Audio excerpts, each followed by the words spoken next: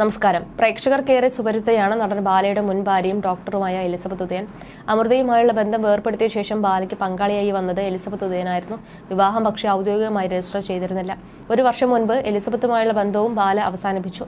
ശേഷമാണ് ബാലയുടെ മാമന്റെ മകളായ ഗോകുല നടന്റെ ജീവിതത്തിലേക്ക് വരുന്നത്. കഴിഞ്ഞ ദിവസങ്ങളിൽ ബാലയ്ക്കെതിരെ നിരവധി വിവാദങ്ങളാണ് എത്തുന്നത്.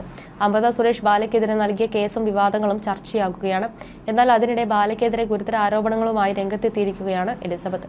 കഴിഞ്ഞ കുറച്ച് ദിവസങ്ങളായി നടൻ ബാലയ്ക്കെതിരെ വലിയ ആരോപണങ്ങളാണ് എലിസബത്ത് നടത്തിയത്. ആദ്യ ഭാര്യ അമൃത സുരേഷ് ബാലയ്ക്കെതിരെ രേഖകളിൽ കൃത്രിമം കാണിച്ചുവെന്ന് ആരോപിച്ച് കേസ് നൽകിയിരുന്നു. പിന്നാലെയാണ് എലിസബത്തും നടനിൽ നിന്നും താൻ നേരിടേണ്ടി വന്ന മാനസികവും ശാരീരികവുമായ ക്രൂരതകൾ ആദ്യമായി വെളിപ്പെടുത്തി രംഗത്തെത്തിയത്. ബാലയ്ക്കെതിരെ കടുത്ത ആരോപണങ്ങളാണ് എലിസബത്ത് ഉന്നയിക്കുന്നത്. വിവാഹബന്ധം വേർപിരിഞ്ഞപ്പോഴും ബാല ഗോകുലയെ വിവാഹം കഴിച്ചപ്പോഴും എലിസബത്ത് ബാലയ്ക്കെതിരെ മോശമായി ഒന്നും പറഞ്ഞിരുന്നില്ല. എന്നാൽ എലിസബത്തിനെ ടാർഗറ്റ് ചെയ്ത് സൈബർ ആക്രമണം ഉണ്ടായപ്പോഴാണ് ബാലയോടൊപ്പം കഴിഞ്ഞ നാളുകളിൽ താൻ അനുഭവിച്ച കാര്യങ്ങൾ എലിസബത്ത് വെളിപ്പെടുത്തിയത്. തന്നെ ശാരീരികമായും മാനസികമായും ബാല പീഡിപ്പിച്ചെന്നും ഗത്യന്തരമില്ലാതെ ആത്മഹത്യയ്ക്ക് ശ്രമിച്ചതെന്നുമാണ് എലിസബത്ത് പറഞ്ഞത്. മറ്റ് സ്ത്രീകളുമായി ബാല ബന്ധം പുലർത്തിയിരുന്നതായും ആണ് എലിസബത്ത് വെളിപ്പെടുത്തിയിരുന്നത്. ഇപ്പോഴിതാ മറ്റൊരു വാർത്തയാണ് ചർച്ചയായി മാറുന്നത്. സോഷ്യൽ മീഡിയയിൽ ബാലയ്ക്കെതിരെ വിമർശനങ്ങൾ ഉയർന്നു വന്നുകൊണ്ടിരിക്കുകയാണ്. പിന്നാലെ എലിസബത്തിനെതിരെ ബാലയും ഭാര്യ ഗോകുലയും പരാതി നൽകുകയും ചെയ്തിരുന്നു. അതേസമയം സോഷ്യൽ മീഡിയ ഇതിനിടെ ബാലയുടെ മുൻ ഭാര്യ അമൃതയോട് എന്തുകൊണ്ട് എലിസബത്തിനെ പിന്തുണയ്ക്കുന്നില്ല എന്നാണ് ചോദിക്കുന്നത്. കഴിഞ്ഞ ദിവസം തങ്ങളുടെ യൂട്യൂബ് ചാനലായ അമൃതം കമേൽ അമൃതയും അഭിരാമിയും ഒരുമിച്ച് ഒരു വീഡിയോ ചെയ്തിരുന്നു. ഇതിന്റെ കമന്റിൽ ഒരാൾ എലിസബത്തിന് പിന്തുണ നൽകണമെന്ന് ആവശ്യപ്പെട്ടെത്തി.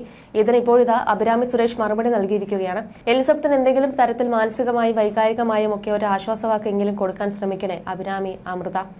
എലിസബത്ത് പറയുന്ന കാര്യങ്ങൾ മറ്റാരേക്കാളും നിങ്ങൾക്ക് കുറച്ചുകൂടി മനസ്സിലാക്കാൻ കഴിയുമല്ലോ എന്നായിരുന്നു കമന്റ്. പിന്നാലെയാണ് അഭിരാമി മറുപടിയുമായി എത്തിയത്. തങ്ങൾ എലിസബത്തിനെ ബന്ധപ്പെടാൻ ശ്രമിച്ചിരുന്നു. എന്നാൽ ചിലരുടെ ഇടപെടൽ മൂലം ആ ബന്ധം തകർന്നു പോയി എന്നാണ് അഭിരാമി പറയുന്നത്.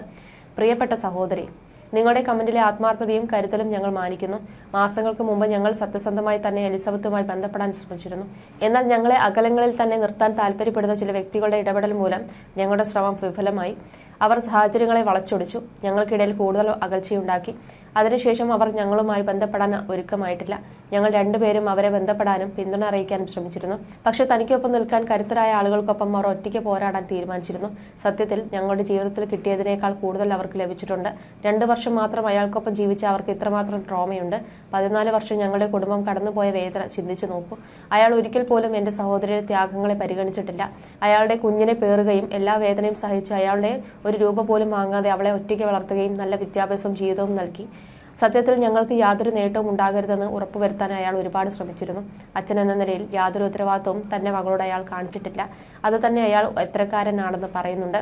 ഞങ്ങളെപ്പോലെ എലിസബത്തിനെ ഒരിക്കലും സംശയത്തോടെ കാണുകയോ ആക്രമിക്കുകയോ ചെയ്തിട്ടില്ല. അവരുടെ സത്യസന്ധത ആരും ചോദ്യം ചെയ്തിട്ടില്ല. അവർക്ക് അത്തരം ക്രൂരത നേരിടേണ്ടി വന്നിട്ടില്ല എന്നതിൽ ഞങ്ങൾക്ക് സന്തോഷമുണ്ട്. എന്നിരുന്നാലും ഇപ്പോൾ തനിക്ക് ചുറ്റുമുള്ളവരുടെ ഒപ്പം ഈ പോരാട്ടം ഒറ്റയ്ക്ക് പൊരുതാനാണ് അവർ തീരുമാനിച്ചിരിക്കുന്നത്. അമൃതയും എലിസബത്തും ഒരുമിച്ച് വന്നിരുന്നുവെങ്കിൽ ഈ പോരാട്ടം കൂടുതൽ ശക്തവും കരുത്തേറിയതും വിലമതിക്കുന്നതുമായേനെ. പക്ഷെ നിർഭാഗ്യവശാൽ ചിലർ ഇടപെട്ടു. ഞങ്ങളെക്കുറിച്ച് അവരിൽ വിഷം കുത്തിവെച്ചു. അങ്ങനെ ആ സാധ്യത തന്നെ നശിച്ചു. അതിന്റെ ഫലമായി ദീർഘകാലമായി ഞങ്ങൾക്കിടയിൽ ഒരു കോണ്ടാക്റ്റുമില്ല. പക്ഷേ അത് എന്തു തന്നെയായാലും അവർക്ക് ഞങ്ങളെ ആവശ്യം വരികയാണെങ്കിൽ ഞങ്ങൾ എന്നും അവരുടെ കൂടെ കാണും. വർഷങ്ങളോളം ഞങ്ങൾ വേദന സഹിച്ചു. ഇപ്പോഴും മനുഷ്യൻ ഞങ്ങളുടെ പേര് അനാവശ്യ കാര്യങ്ങളിലേക്ക് വലിച്ചിടുകയാണ്. ഞങ്ങൾ റിക്കവറിയുടെ പാതയിലാണ്. 2 വർഷത്തെയും 14 വർഷത്തെയും വേദനകൾ താരതമ്യം ചെയ്യാൻ പാടില്ലെന്നും ഞങ്ങൾക്കറിയാം. അതിനാൽ നിങ്ങളുടെ പ്രാർത്ഥനകളിൽ ഞങ്ങളെയും കരുതുക. എലിസബത്തിന്റെ പോരാട്ടത്തിന് പിന്തുണ നൽകുന്നത് തുടരുക എന്നാണ് അഭിരാമി പറഞ്ഞത്. ആളുടെ എക്സ് വിവാഹം കഴിച്ചപ്പോൾ അന്ന് രാത്രി മൊത്തം ഉറങ്ങിയില്ല, എന്നെയും ഉറക്കിയില്ല. അവസാനം അതിനെക്കുറിച്ച് ചെയ്ത വീഡിയോയിലും എന്നെ പിടിച്ചിരുത്തി.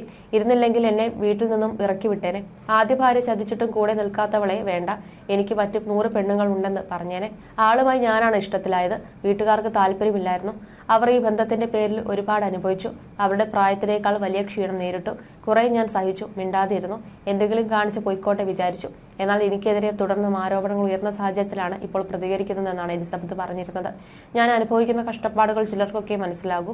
കരൾ കൊടുക്കാൻ ഇത്രയും പണം കൊടുത്ത ഒരാളെ കൊണ്ടുവരേണ്ട കാര്യം എന്തായിരുന്നുവെന്ന് എനിക്കറിയില്ല. കരൾ കൊടുക്കാൻ പലരും തയ്യാറായിരുന്നു, ഞാനും തയ്യാറായിരുന്നു. അതിന് തെളിവുണ്ട്. എന്നാൽ എന്റെ കരൾ മാച്ച് ആയിരുന്നോ എന്ന് പരിശോധിച്ചില്ല. പ്രേമിക്കുന്ന സമയത്ത് എന്റെ ബ്ലഡ് ഗ്രൂപ്പ് എന്താണെന്ന് ചോദിച്ചിരുന്നു.